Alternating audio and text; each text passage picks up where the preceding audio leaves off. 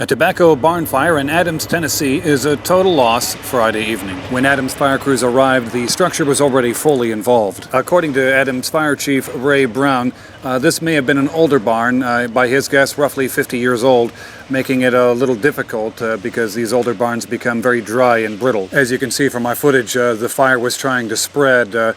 It was at one point raining embers, and it ignited the tree nearby and the field, so fire crews were having to deal with those issues as well. One tobacco farmer told Smokey that after the 20-year mark in smoke firing tobacco, there's a certain inevitability to this kind of a thing happening to you, no matter how careful you are. It's just all part of the risk of doing this kind of business. Pictures of smoking barns are always beautiful to look at, but what we have to remember is smoke firing tobacco for these farmers is not only a way of life, but it's also their livelihood.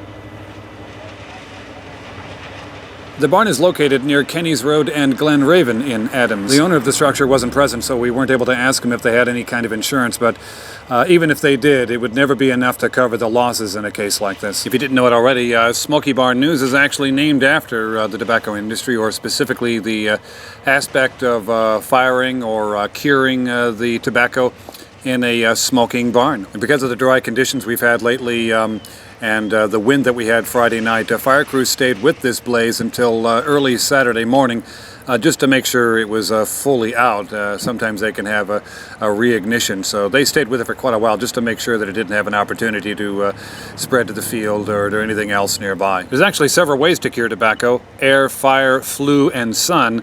In this case, we're referring to fire, which is a fire-cured tobacco.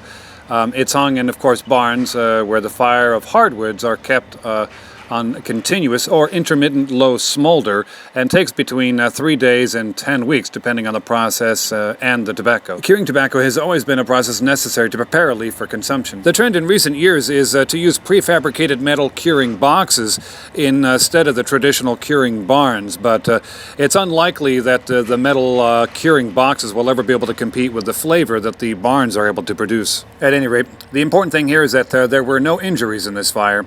This has been Jim Ball reporting for SmokyBarn.com's Robertson County Daily in Adams. The Robertson County Funeral Home has been serving families for a quarter century.